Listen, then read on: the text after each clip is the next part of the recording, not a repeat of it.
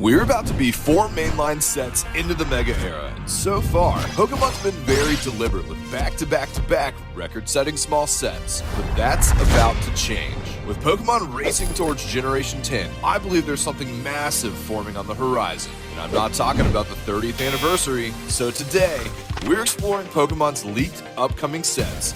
And I'm going to tell you, actually, I'm going to show you the 4 things Pokemon needs to do with their upcoming sets to end the Mega era the way it deserves. My goal by the end of this video isn't for you to just walk away with a cool wish list for new Mega Evolution set. We're actually going to build the defining set of the Mega era together. And if Pokemon wants this era to be remembered as more than a transition, this is the blueprint to give the Mega era its defining moment. So to kick things off, let's lay out everything we know about Pokemon's upcoming sets so far. So we're here on the timeline waiting for the launch of Mega Zygarde's Perfect Order in March.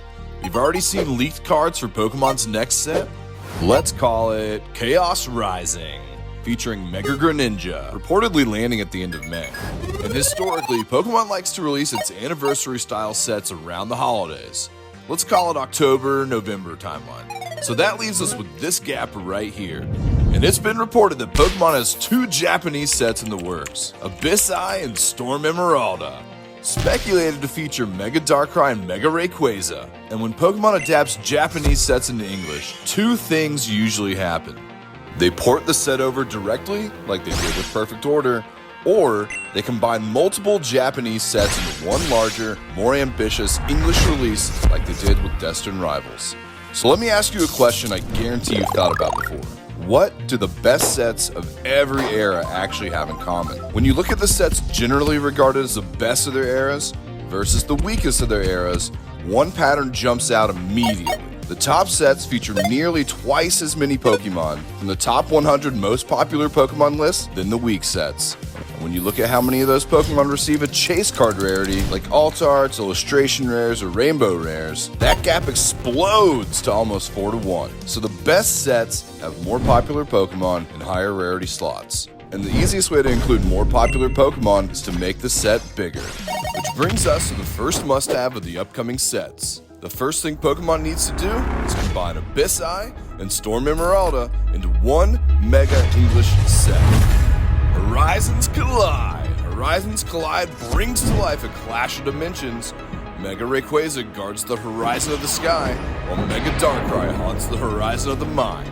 As dimensions collide, so too do the Pokemon, and the forces that seek to control them. The sky above, the nightmare within. This theme fits the Pokemon universe perfectly. It has echoes of the Pokemon Horizons anime. It mirrors the Mega Dimension colliding with reality in Legends ZA. But more importantly, the theme sets the foundation for our next 3 must-haves. Because when dimensions collide, generations collide. So the second thing I want to see from this set is a dedicated clash of 2 generations.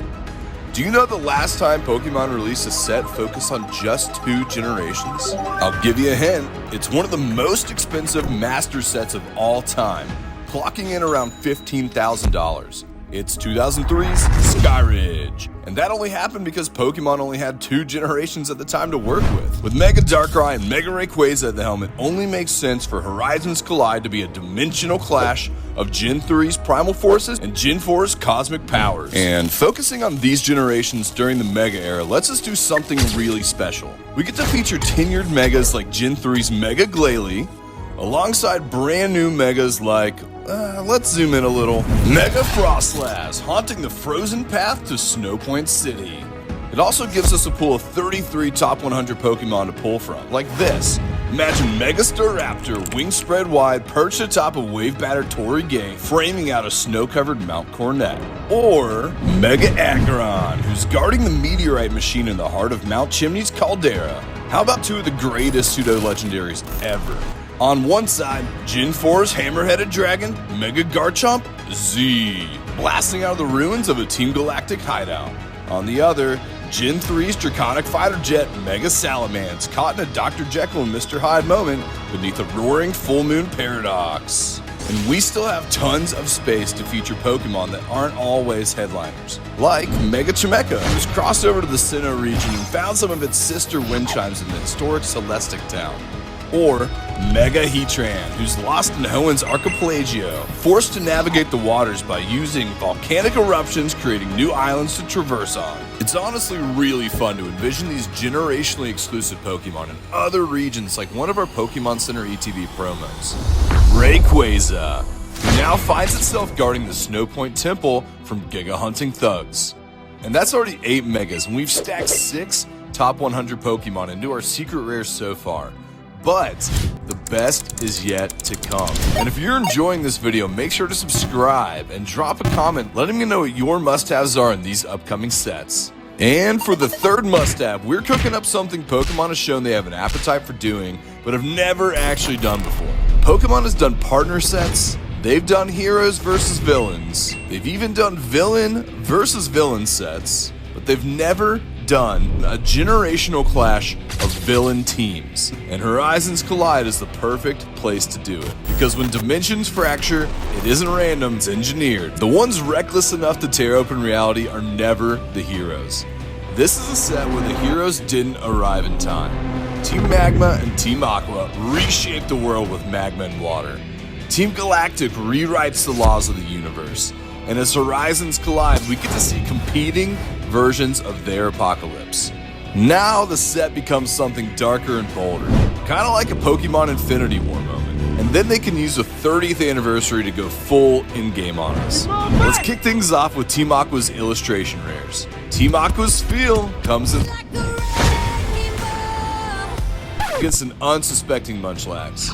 Here's a callback to 2003, Team Aqua's Manectric, serving as a living lightning rod, guiding his master's warship through the thundering storm. Up next, it's Team Aqua's Walrein, who's launching a thick tusk thrust on an ice wall in the northern region of Sinnoh. Let's go ahead and give Mega Glalie to Team Aqua 2, and then introducing the new kid on the block, kind of, Mega Absol Z, who's playing Angels and Demons with its original Mega form. And yes, you can probably guess the final Aqua secret rare, but I think I'll save that for the finale. Okay, let's jump over to Team Magma. Team Magma starts with Breloom, the top 100 fighting mushroom hunting for mossy stones in the Petalburg Woods. Up next is Camerupt and Claydol, marching through falling ash towards Mount Chimney's hidden base in a connected texture pair of cards. Team Magma's Flygon, whipping up a disorienting sandstorm of opalescent stones. And we're also going to flip Mega Aggron over to Team Magma to honor the original from 2003. And we'll be back to finish off the team in just a minute, but first, it's Team Galactic. Team Galactic's leaning hard into Dark-type Pokemon. Kicking us off is Weavile, a glass cannon who's slashing and dashing through Braille inscriptions while hunting for Regice. How about Skuntank, whose excretions create a colorful smokescreen to ensure Team Galactic's escape. Up next, it's Dark Manectric, Luxray, who's standing guard outside of the Valley Windworks. And it's Team Galactic's Darkrai, who's conjured up Majora's Mask to drop a cursed moon on our heads. And we're gonna give Mega Heatran to Team Galactic just to level the playing field. But the teams are definitely still incomplete, because we're aiming for at least 8 secret rares per faction. And that means it's time for the final must-have. In Ultra Sun and Ultra Moon, the Rainbow Rocket storyline hints of timelines where the villains reigned victorious, where the heroes failed and the world descended into darkness. Horizons Collide brings those timelines to life.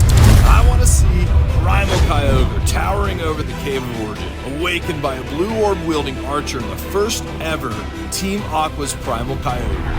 I want to see Groudon's primal rage unleashed onto the world as Maxi frees it from its eternal domain in the first ever Team Magma's Primal Groudon. And I want to see Team Galactic's Darkrai tearing open a portal to the abyss, returning to the tormented Mega Flare, who's been preparing its imminent domain of the human world. This is Team Galactic's Mega Darkrai. In these worlds, power has gone unchecked and everything has been pushed beyond its breaking point. But there's still 2 Pokemon that can turn the tides and return balance to these dimensions. Enter the Distortion World, where we find Cyrus, who already wields the powers of time and space.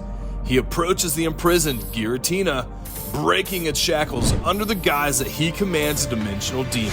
But in reality, he's unchained a fallen angel, whose sole purpose is to restore balance to time and space. Now back over to Hoenn, we arrive at Sky Pillar. With this being the final card in our set, it has to compete with the other top chase cards of the Mega era. And I'm going to try two things to stick the landing. First, just like Mega Charizard and Mega Dragonite, we're giving Mega Rayquaza a Mega Headliner with full evolutionary line card. So I'm bringing in Rayquaza, but not just any Rayquaza. In the spirit of Pokemon Horizons, which features a shiny Rayquaza, we're bringing Gold Star Rayquaza to the modern era, wrapping its serpentine body around the stone pillar as the last light of Hoenn shines down upon it. Just as the light fades into darkness, roaring sky reveals Mega Rayquaza, who descends to calm the storm, to take on its reverted foes in the tyranny of Team Aqua and Team Magma. And there you have it, a combined set with 14 top 100 Pokemon in art rare slots. The first true generational clash in over 2 decades, in a world where the villains finally won. For now, Horizons collide. If this is the set that you want to see, let me know by liking this video, and do me a favor and make sure you're subscribed. Thanks so much for watching. I'll see you in the next one.